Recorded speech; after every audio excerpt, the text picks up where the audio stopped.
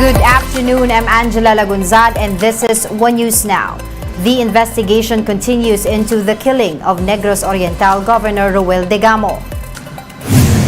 In an interview with the Chief's Special Investigation Task Force, Degamo spokesperson Lieutenant Colonel Gerard Pelares said that the suspects have already named the supposed mastermind behind the crime. Can you tell us kung nagbulgar na itong apat na ito ng pangalan sa inyo? Kung sino ang nag-utos sa kanila ng nagawin ito? Without naming names, have they told you who gave the order? We have substantial information already, and we will use this in the subsequent police interventions that we are going to launch. So they have identified, these suspects have already identified the mastermind. Is that it? Meron na po. Pelares also revealed that the suspects were, quote, highly trained soldiers who belonged to a private armed group. This is part of a big group na we are trying to dismantle through subsequent police operations. The information that we got ay mga highly trained po sila, and they came from, some of them came from Mindanao, may iba po from Region 6. And they were gathered just to conduct this very gruesome crime. Meanwhile, President Bongbong Marcos orders the Interior Department and the Philippine National Police to dismantle private armies. The chief executive gave the instruction as he condemned the killing of Negros Oriental Governor Roel Degamo. The president said the crime was, quote, unacceptable and cannot go unpunished. Convinced that the assassination was politically motivated, Marcos Jr. asked the DILG and PNP to identify hotspots and take private armies apart. Well, actually, ang sinabi ko sa ating Secretary Abalos and the PNP is to now make an examination, kagaya yung ating ginagawa kapag darating ang eleksyon kung saan ang hotspot. Ang usual naman talaga na dapat gawin diyan ay hanapin yung illegal firearms.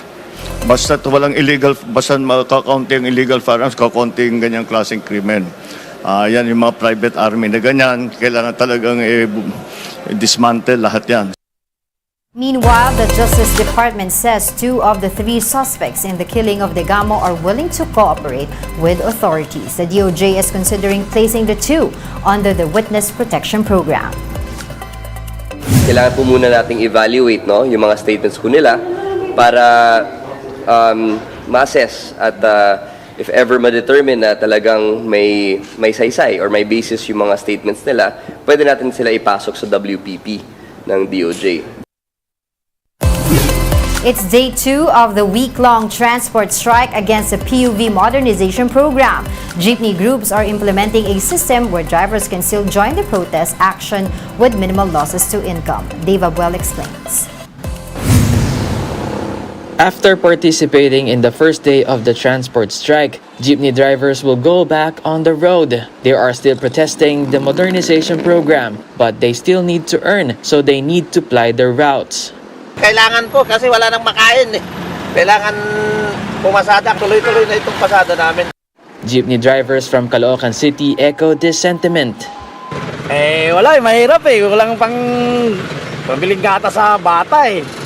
Saka yung panggastos sa araw-araw. Sabi, isang linggo daw po ito eh. Pagka may nag-aarang po, saka kami titigil. Kasi hinaharang kasi kami ng mga kasama namin eh. Meanwhile, others have a different strategy to earn while still showing their support to the transport strike. Huling ikon lang to sir, grayan na rin ako eh. Ay, magsama pa ng kanila. Oh. Saglit lang po kayo? Oo, saglit lang po. Gumawa lang paggastos mo. Piston said that they will continue their strike until Friday, even if fewer drivers and operators join them in their protests. To encourage more drivers to join the strike, they are now implementing a system. Those who took part in the protest yesterday could go on with their usual routes today, then go on the Tigil Pasada on some days of the week. Sana yung mahigpit ang pangailangan, yung may maluwag-luwag naman talagang andyan sila, po-from sila. At tuloy-tuloy naman nanawagan. Manibela earlier said that around 100,000 jeepney and UV Express drivers will join the transport strike. While they did not muster this number in one day, they hope to do so in a week as planned by taking turns on the wheel. For News 5, Dave Abwell, We Are One News. Now time to take a quick break. One News Now. We'll be back with more stories. Stay with us.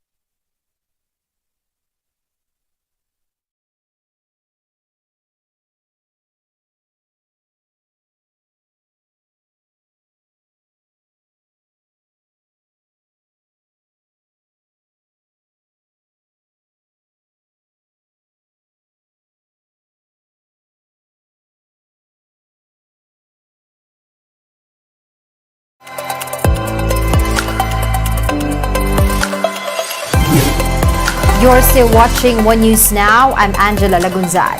Inflation slightly eased but remains elevated in the month of February. Fresh data from the Philippine Statistics Authority shows that the country posted an 8.6% inflation last month. That's lower than the 14-year high of 8.7% recorded in January. The latest figure leans toward the lower end of the Bangko Sentral's 8.5 to 9.3% target range for February inflation. The PSA explains that transport was the sole driver of the downtrend in the rate of prices last month. Still, 9 commodity groups posted higher inflation, including food and non-alcoholic beverages, restaurants and accommodations, alcoholic beverages, and tobacco. Despite slower headline inflation, the PSA notes core inflation rising to 7.8% in February from 7.4% in January. Core inflation excludes selected food and energy items calculated in the headline inflation.